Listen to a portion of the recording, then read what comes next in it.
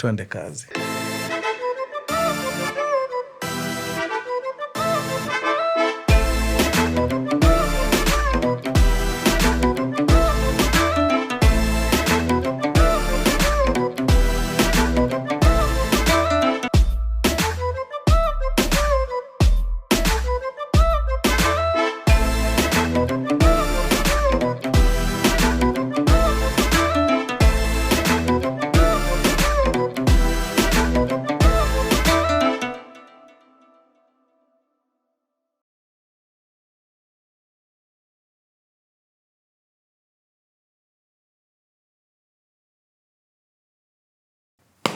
Mkurugenzi!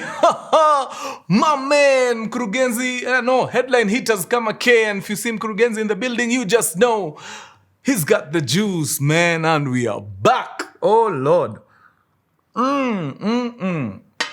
Wenye mmekuwa mkifuata story zangu, niko sure muliona Kenya's Most Wanted Cousins.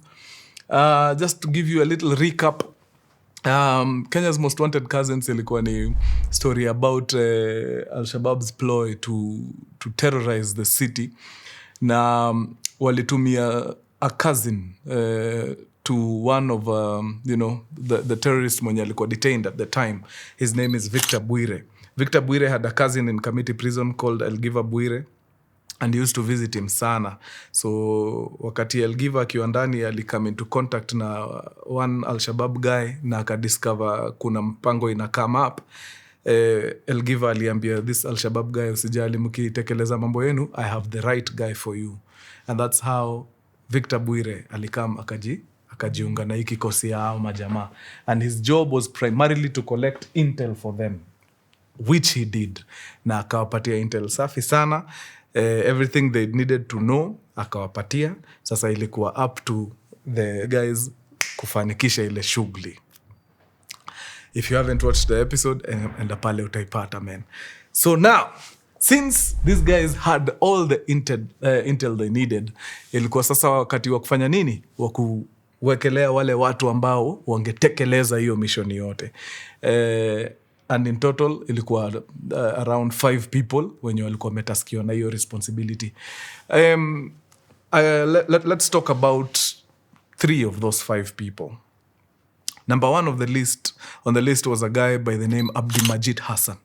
Abdimajid Hassan ni kijana alizaliwa 1994 maeneo ya Marsabit pale kwa Mamilima.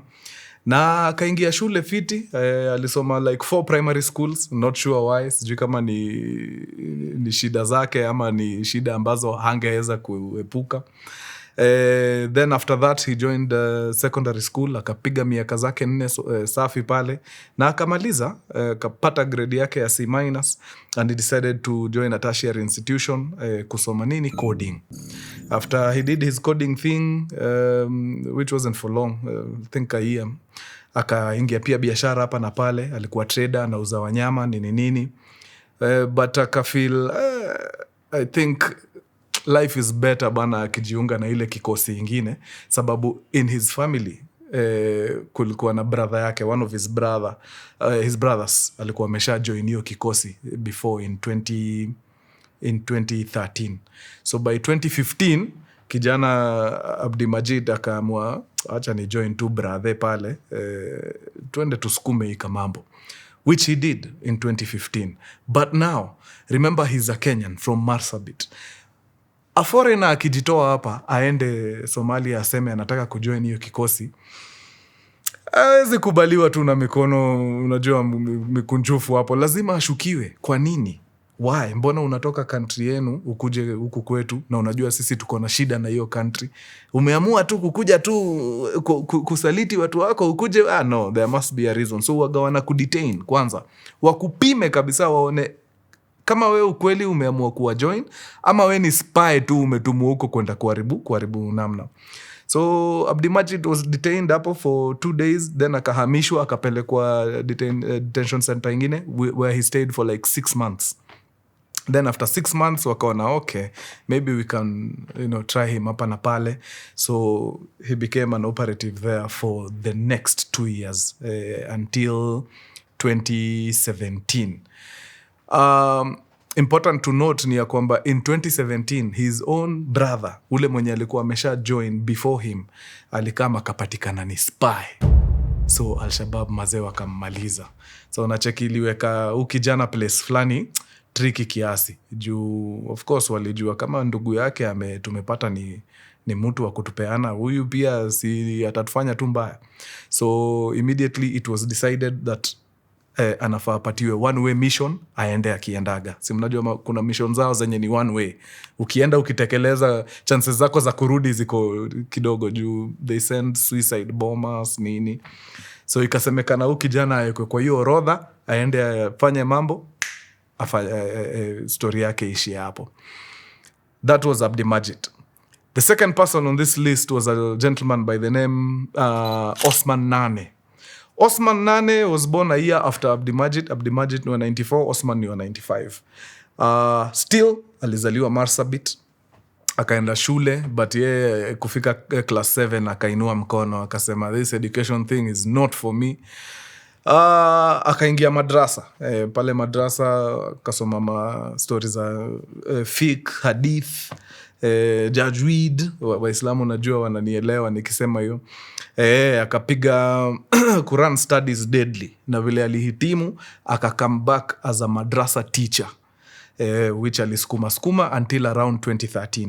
In 2013 Osman Nane akapiga hesabu zake, akaona I think anaweza kuwa na much more importance akienda join nini ile kikosi.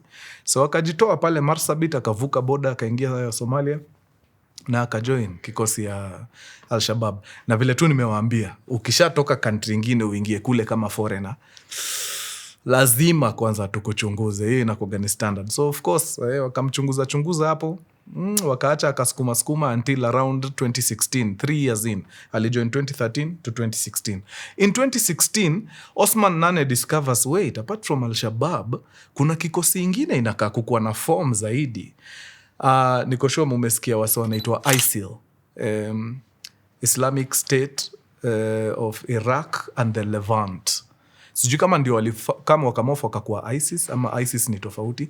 So Osman Nane alikama kasikia juu ya ISIL. Akasema hii ISIL inakaa inaweza, akaanza kutaka kudefect. So kwa hiyo process ya kujaribu kuhama aingie ISIL, akajulikana mazee. Again, they don't take it very kindly wakati unataka kusaliti kikosi yao uende kwa kikosi ingine, even if it's another terrorist group. So wakamtupa detention very fast. Akapiga hapo karibu mwaka, alishikwa beginning huko of 2016, towards the end of 2016 wakamwachilia, then wakamsukuma kwa mzee mzima anaitwa Dere. Dere ndio ule jamaa anapatianaga zile missions za kuenda ukiendaga. In fact, Dere ndio bado mse Abdimajid Hassan alisukumwa kwake. So sasa Dere ako na Abdimajid Hassan, na sasa amesukumiwa Osman Nane waende wafanye nini? Mishoni moja ya kuenda wakiendaga. So hawa se wawili waliwekwa kwa hii mishoni ya kukuja KICC kutambariza. Other than those two, kuna jamaa alikuwa anaitwa Abdi Huka. Not much is known about him. Kuna jamaa fulani alikuwa anaitwa Ahmed Isak. Kuna mwingine alikuwa anaitwa ni Der ama ni Ber Bandia. Nickname yake ilikuwa Bandia. But Bandia ni Bandia tu. Hakufika siku ya mission, alihepa. Aliona hapa mazee itachacha, akajiondoa. So Bandia was replaced by somebody else. So in total wakakuwa 5. So now imefika October of 2017, Dere asha collect kikosi yenye anahitaji kukuja kumaliza hii shughuli walikuwa wameanza hapa KICC. The Bwire cousins walishafanya ile kazi ya Intel. Actually Victor Bwire ndio alipatiana Intel vizuri, but kitu watu hawajui ni kwamba kwa hii process ya Victor Bwire kupatiana Intel, the authorities were on to him. Walikuwa wameinfiltrate gadgets zake karibu zote, so communication yoyote anapeana ilikuwa inaonekana, na wale ambao wanapewa hii information walikuwa wanaonekana. So even when Dere was assembling this team, akiongea na watu nini, authorities walikuwa washajua exactly ni nini ina happen, na vijana wanatafutwa, wanaongeleshwa. Kazi ilikuwa inafanyika proper. So in October of 2017, mzee mzima Abdimajid anatumwa wapi? Nairobi. Anaambiwa enda set up base pale Nairobi, shika kanyumba, lipa hata rent ya miezi 3. Uoperate kutoka huko sababu kuna mavitu tutahitaji na huko ndio sana sana utakuwa unazitoa. So it's easier for you to set up base huko. Utakuwa unakuja tu huku once in a while tukikuhitaji. Na Abdimajid Hassan anachangamka teketeke, anaingia Nairobi, anaenda anashika keja Ongatarongai. Akiwa pale anafanya mambo yake nini, anapiga malap to Elade once in a while, anaenda anakutanishwa na wasee nini. Miradi inapangwa. Among the people anakutanishwa nao ni kijana anaitwa Ahmed Isaac. Alitoka Nairobi, wakaenda wakakutana, wakakuja mpaka town fulani inaitwa Merti. Merti iko hapo Isiolo. Wakajuana na Ahmed nini. Na bas kijana akarudi Nairobi, Ahmed Isaac akabaki hapo Merti.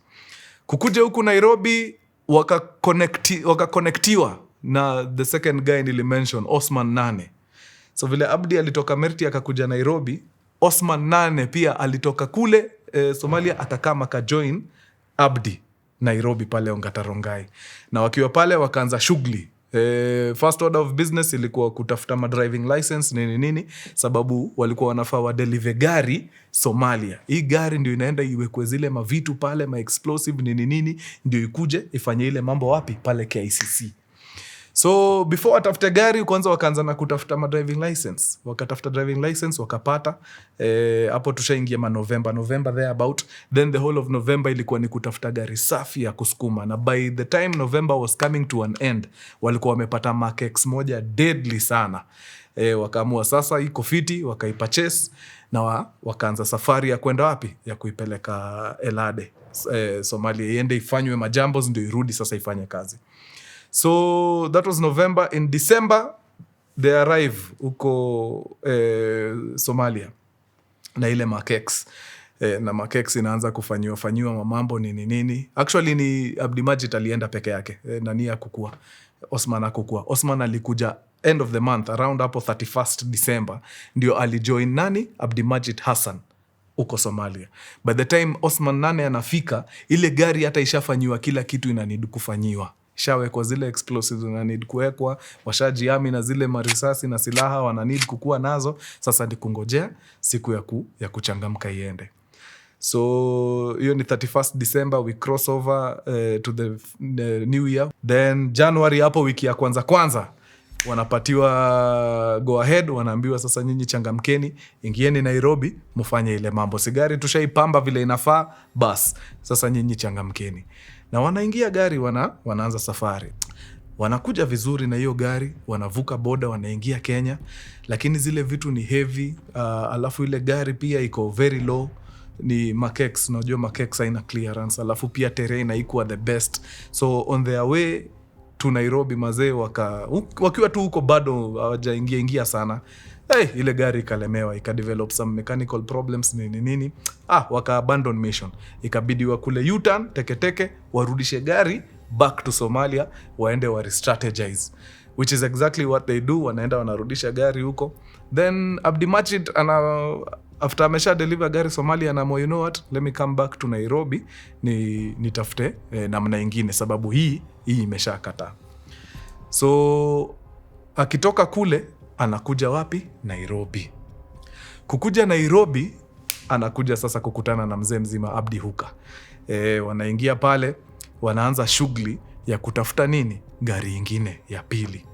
So wanang'ang'ana wanakuja wanapata mid-size SUV Mitsubishi Airtrek. Kulikuwa na gari ingine before hiyo Mitsubishi, but eventually wanapata hii Mitsubishi Airtrek KBM 200D. Wanaona clearance iko sawa, kila kitu iko fiti, inawezana na ile kazi na inawezana na terrain. So wanaamua bas, gari ndio hiyo, wacha wapige safari waelekee. So wanachangamka teke na wanaenda wanadeliver gari wapi? Elade. Ndio iende ifanywe zile vitu ile gari ingine ilikuwa imefanywa. So pale Elade gari inafikishwa, inabaki huko ikipambwa, but Abdimajid Hassan habaki Elade. Anachukua flight yake teke. Anarudi wapi? Anarudi Nairobi. So kurudi Nairobi, kuna mavitu wanafafanye as hii gari iko El-Ade inafanyiwa zile mamambo. Among the things that he needed to do in Nairobi was to make ID cards. Ndio iwasaidie. Unajua ukiwa na ID nini, hata movement inakuwa ni rahisi, unaonyeshana unapita. Hii kutembea bila ID nini inachacha. So yeye akarudi Nairobi na akangojea further instructions. So from El-Ade akatumiwa picha 4. So hizi picha ndio anafaa aende azitumie kutengeneza fake IDs zenye sasa watatumia during the mission. So akiwa Nairobi zile picha zinatumwa na anazichukua sasawa, anaingia town pale CBD, anaenda kwa duka fulani ya printing pale. Akiwa pale kwa duka anaongelesha msichana anaitwa Lydia Nyawera. Anaambia Lydia, ni aje mtu wangu, mazee niko na shughuli fulani hapa na ni important na inahitaji ID, lakini si unaelewa sisi mazee watu wa hii nywele jo mambo ya ID na tuchachia nini. Ikiwezekana jo si unitengeneze ID safi, nasikia hapa mnaweza tengeneza anything. Nyinyi watu wa Photoshop hatari sana. So of course mrembo anaangalia anaona you know what, ni pesa haraka anyway. Plus what's the worst? It's just a fake ID. Si ati ni bomba natengeneza hapa, ni ID tu. So akaamua, you know what, acha nikule hii pesa. So akachukua hizo picha, akawatengenezea Abdi IDs safi na akampatia, na Abdi akakuwa ako sawa. Mambo iko fresh. So nao ako na zile ID kule nini, mambo ishafanyika sawa. Wakaambiwa it's time, unaweza kuja sasa tutekeleze mambo. So Abdi Majid akatoka hapo Teketeke akaelekea mpaka pale El-Ade, wakareunite pale na Osman Nane, wakareunite na Abdi Huka, wakareunite na Ahmed Isak na that other gentleman. Wakiwa watu 5 wakapata gari iko sawa. My friends, let me tell you, hao watu walikuwa wamejituma kwa hii mishoni. Ile mambo hiyo gari ilikuwa imefanyiwa si tafadhali. Let me just explain to you ile uzito ambayo hiyo gari ilikuwa imebeba.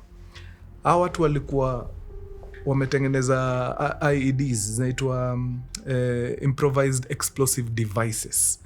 Ikiwa ndani ya gari zinaitagwa VBID, vehicle borne improvised explosive devices. Kwa door panels walikuwa wameweka za milango zote 4. Wamepiga hizo ma IED hapo. Haya, kwa wiper hapo chini saidi ya ndani wamepiga hapo layer safi ya IEDs. Ukiwa ndani ya gari hapa kwa dashboard wamepiga layer safi ya IEDs. Hizi vitu unaweza zidetonate na njia nyingi. Kuna ile deadman switch, kuna switch ya hii kifunguo ya gari, like kuna mtu anaweza idetonate na simu kutoka nje, like walikuwa wameamua hapa it's all systems go. Huyu mtu mwenye tumemtuma na hii gari akifika huko ashindwe kufinya switch yake, tunaifinya tukiwa mahali tuko. Yani ni kaende. Apart from the explosives, which by the way zilikuwa over 100 kilos. Hizo zimepangwa kwa mamilango nini, kwa mawaipa huku kwa madashboard, 100 kgs. Ndani kulikuwa na 5 AK47, kulikuwa na 36 magazines za AK47, kulikuwa na visu 3 hizi za military, kulikuwa na 36 grenades, then kulikuwa na mabands za kufunga either kwa mkono ama hapa kwa forehead. Hizo bands zilikuwa zimeandikwa in Arabic, but translation na Kizungu ilikuwa Lord here we come. So hawa sasa walijua wanaenda mazee one way mission, hakuna kurudi. So ndio hiyo ndai imeshapakiwa, iko sawa, kila kitu iko freshi, na wakaambiwa you know what, ingieni shughuli, all the best kule Nairobi. Na wakaingia gari wakiwa mtu 5, wakavuka boda Somalia, wakaingia Kenya na wakaanza kukuja sawa. Now, around February, hapa tuko February of 2018. February of 2018, hiyo area ya Isiolo na Samburu kulikuwa na mshike kidogo, sababu wa Samburu hii side walikuwa wana beef na Waborana wa Isiolo. Unajua once in a while wagawana katsiana tu, wanaamua kupepetana hapo kidogo. So hii time kulikuwa na hiyo beef kiasi. So juu ya story, police presence ilikuwa imewekwa kiasi juu ya kuzuia hiyo ngori. Hao vijana walijua walijua mazee wa Samburu wanasumbuana na maborana pale Merti, so itabidi tutafute namna tusikue kwa highway sana. Juu tukiwa kwa highway ma roadblocks nini itasumbua. Na unaona hii gari vile tumebeba hapa, mazee wakaamua kupiga search, jo tunaumia. So itabidi mazee tukikaribia hizo area tufanye nini, tuanze kudrivea kwa bush, at least tupite hizo ma roadblocks zote, then tunaweza rudi kwa highway huko mbele malingori imeisha na tuzidi sisi. But these guys did not know that everything they were doing, everything they were saying, walikuwa wanasikizwa, man. Watu mazee, communication yote ilikuwa tayari authorities washa tap into, wako rada yao mbaya, deadly. So even as they are coming, wase wameshajipanga, authorities washashika ma position, washajua any moment wase wanapitia somewhere huku, so tuko rada yao. Na ukweli wakafika hiyo area ya Merti, place inaitwa ya Miche huko. Kwanza ngori za hizo ma tribal clashes zilikuwa zimeshikashika kiasi, so wakaondokea highway wakaanza kuendeshea mahali kwa bush. Hivyo mazema authority walikuwa rada yao deadly, wakaenda wakakuta tu kwa bush vizuri. In fact hata ma boys walikuwa surprised sana, hawakuiona ikikam, like huku ni vichakani jo, mumejuaje tutapitia hapa? So wakapata vijana wako pale wako ngangari deadly, so wakaambiwa ni aje, shukeni bana tuongee, hata hatuna ubaya na nyinyi. Of course hawezi kukubali haraka. Milango zikafunguliwa pale teketeke, wote watano wakashuka na mabunduki, ni kulipua. Kwa hiyo harakati mazee, Abdi Huka anakula risasi, ana dedi on the spot.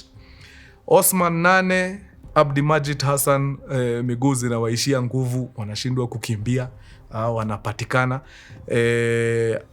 Ahmed Isaac na the other gentleman wanabahatika, wanaponea, wanaingia mitini na wana lost kabisa. But now authorities wako na Abdi Majid Hassan, wako na Osman 8 na wako na marehemu hapa Abdi Huka. So of course wanachangamka nao teketeke, wanaingia mpaka Merti police station, waende wakague gari vizuri. My goodness, wanafungua mazee, wanapata a small armory hapo ndani mazee. Risasi zinatolewa 36 magazines, 36 5 AK-47s, 36 grenades, kilo 100 explosives mazee inatolewa kwa hiyo magari, na wanazitandika hapo chini deadly. Na wase Abdi Majid na Osman 8 wanaarestiwa na wanafunguliwa mashtaka. That was on 15th of February 2018. Hii kesi mazee inasikizwa for 6 years, kutoka 2018 mpaka 7th March 2024.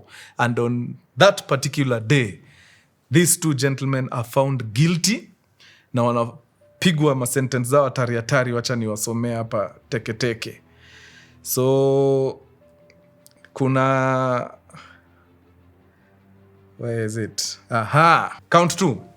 Possession of improvised explosive device contrary to section 12A into brackets 1 of Prevention of Terrorism Act 2012. Count 3. Possession of weapons contrary to section 12A1 of Prevention of Terrorism Act. By then me notice nimeanza count 2 na count 3. Count 1 ni kama hakuna. Count 4, 5, 6, 7, 8. Possession of specified firearm without license/lawful justification contrary to section 4A 1A of the Firearms Act, Cap 114, Laws of Kenya. Count 9. Possession of ammunition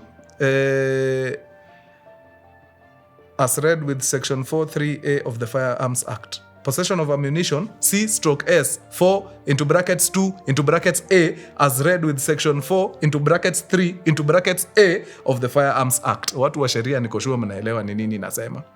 Then count 10 and 11, membership of a terrorist group contrary to section 24 of the Prevention of Terrorism Act 2012. So for count 2 and count 3 wamepigwa 25 years. Yeah, count 9 1 year, count 10 11 wamepigwa, actually in total hizi vifungo zote zina run concurrently, so the maximum ilikuwa 25 years, so wana serve 25 years ndani. But kumbukeni walishikwa 2018, until now ni miaka 6 zimeisha. So hiyo 25 years subtract hizo 6 zenye tayari washa serve, so zinabaki 19 years. So watakuwa ndani wakikula maharagwe safi pale for 19 years. Yeah. Mtu kama Abdimajid ni mtu mazee alikuwa ameamua anataka familia. Mnaona anakosana mpaka na Al-Shabaab sababu anataka kuoa. Hiyo mambo yote imagine imeishia hapo. Ile mambo ya coding alikuwa ameenda mpaka akafanyia shule, pengine ingekuwa imemsaidia sana mahali saa hii. Hiyo yote imeishia hapo. Mtu kama Osman Nane, mwalimu mzuri wa madrasa, angekuwa na impact watoto wa wenyewe huko nje. Mambo yake ya madrasa imeishia hapo. Haya, kuna mrembo anaitwa Lydia Nyawera ambaye alisaidia watu kufanya nini? Kuprocure zile fake ID cards. Sababu authorities walikuwa on the guys. It was very easy for them kupata hii story. So walikuja tu wakaokota Lydia haraka faster na akasomewa mashtaka na ako ndani saa hii miaka 3. Imagine 3 years. Just because alipiga hesabu akaona acha nichukue tu hii pesa ya haraka mazee. Pesa ya haraka imemcost 3 years of her life. But it's a good thing mazee, hao watu wako ndani sababu hiyo kitu naye ingemanage kufika KICC, tungeona fire.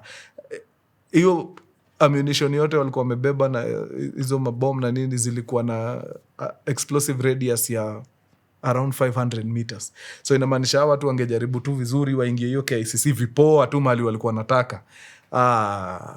Wanasema mazee ingekuwa worse than what happened in 1998. So inamaanisha hiyo area yote ya Supreme Court, hapo kwa mzee Sakajare, kuja huku hii side ingine ya Parliament, zunguka hii side ingine ya Harambee Avenue, hizo building zote za gava, ingekuwa ni noma deadly. But of course hakuna mali wangeenda. Authorities walikuwa ngangari, walikuwa idhaa yao deadly, and they were able to nip it in the bud. Yeah, that is how this KICC attack was thwarted on the 15th of February 2018. Hongera kwa the security forces. I know people don't tell you this a lot, but tunaelewa ile kazi mnafanya si rahisi. Hiyo yenu ni calling, hiyo si ya kila mtu mazee. So endeleeni na hiyo bidii, msiwahi choka. Na vijana jo tuache kudanganywa. Unaona sasa hizi vitu bana, mnaenda mnajiingiza alafu mnatumwa kwa suicide mission. Hazija kusaidia at the end of the day. Hata ukisema umeingia huko juu ya shida, hakuna, unaingia tu kwa shida zaidi huko. Juu hautawahi toka huko ukiwa successful. Hiyo that forget. Huko inakuwaga tu ni unaendaga ukiendaga. Na tunakusahau, tunakula mchele kwa mazishi yako na tunazidi tu, tunaendelea na maisha sisi. So msidanganywe. Musidanganywe. Hiyo hata ukisoma Quran from end to end, hakuna mahali imejustify kuua watu indiscriminately. Hiyo do not fall victim. Sasa wadau. Wacheni tufungie kipindi hapo. Tuonane wiki ijayo, imekuwa deadly sana. Nyinyi ni watu wa nguvu. Adios muchachos. Peace. All right.